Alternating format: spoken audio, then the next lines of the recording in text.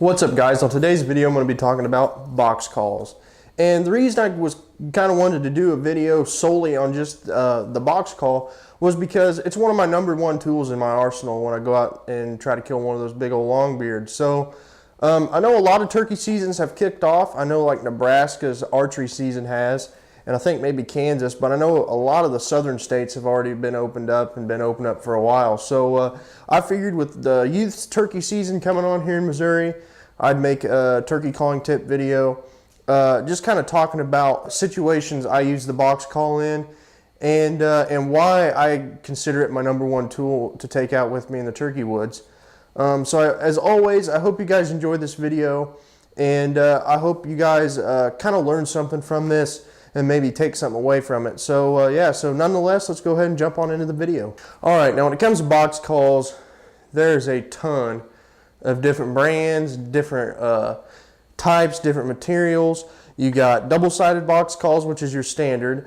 You got one-sided box calls. You got waterproof box calls. You got you know, your normal box calls that you got to put chalk on. There's just a lot of different varieties of them, different types of woods. But a lot of that really doesn't matter. It just depends on what kind of sound I guess you're looking for. So this one here in particular is a Quaker Boy Typhoon. It is a waterproof box call. I really like the sound of the waterproof ones. It's got a good crack to it. I do got some ones, you know, your standard ones that do take chalk that sound pretty good. But anyways, the reason I call this turkey call my #1 in my arsenal is because when all else fails, a box call will usually get a gobbler to gobble. I know when I go turkey hunting, when I'm out in the turkey woods, the first call I'll start out with is a box call, because #1, you can get a good range out of them. You can really strike a gobbler up at a long distance. When I'm hunting, I'll usually pull into an area. If I'm doing a lot of running gunning, I'll pull my truck into an area, walk a couple hundred yards, or I may stand right at the truck depending on where I'm at, and I'll pull this sucker out and I'll give a couple cranks on it, just and and that will tend to get a gobbler to gobble most of the time. If he doesn't gobble right off the bat, I'll do it a few more times, and if nothing, then I'll just kind of slowly work my way in if I know there's turkeys there or something along those lines. So a box call, you get basically your two basic sounds, your cuts, just That's your cuts, and then you get your yelps.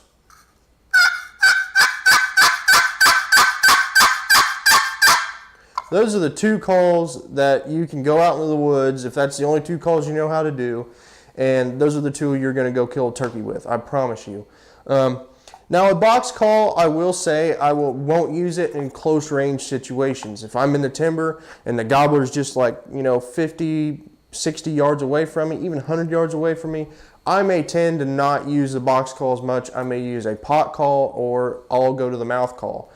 Just because I want to tone down my sound. I don't want to sound extremely loud, and and I want to try to coax that gobbler in closer.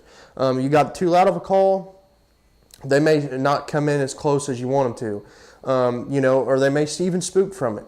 I will not typically do this early in the morning. I won't take a box call and try to tree yelp or anything on it early in the morning. I'll use a pot call or a mouth call for that. Now, if it's later in the morning, not so early, I'll use a box call. I'll just hit different areas when I feel like the hens have scattered away from those gobblers. I'll pull a box call out, and I'll walk through the woods and cut on a little bit, and I'll just stop and listen. Now, if I get one to gobble right away with it, a lot of times I'll pinpoint where he is, and if he's in a goods place where I can, get in and close the distance on him just a little bit and maybe call him in the rest of the way. Or if I'm in a good area where I just called, I'll usually just plop my butt right there and try to call him in from where I struck him in up at. So, when you're using these, make sure you're paying attention to where you're using them at, because you don't want to go in an area and start calling and one gobble's close and then you have nowhere to set up. So definitely take the time, look at your terrain, look at where you're at, and, pick the best area for you to sit and try to call that gobbler in. So a box call is my number one, is because you can get range out of it. And when turkeys aren't gobbling at anything else, they'll typically gobble to a box call, and they're very simple to use. They're all one piece. The screw holds the paddle onto the box itself, and there's a spring in there to kind of leave that paddle on a float so it's not closed down real tight, and you get a good smooth drag motion on it. So now I'm not applying any pressure whatsoever. I'm just holding the paddle in between my two fingers and just gliding that paddle across the box itself. So just now, if you're trying to cut or something, I'll typically grab the paddle here and I'll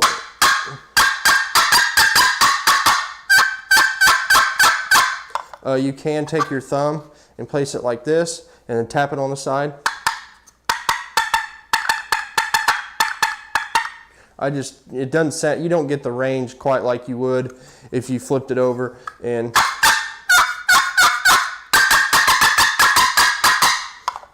so yeah, so that's the box call for you guys. If you're looking for a good turkey call, just for, maybe you guys just getting into turkey hunting, or you're trying to teach a kid on how to use a turkey call, a box call is definitely would be the number one choice. Well guys, I hope you took something from this video as always. Hope you enjoyed, and I'll catch you at the next one.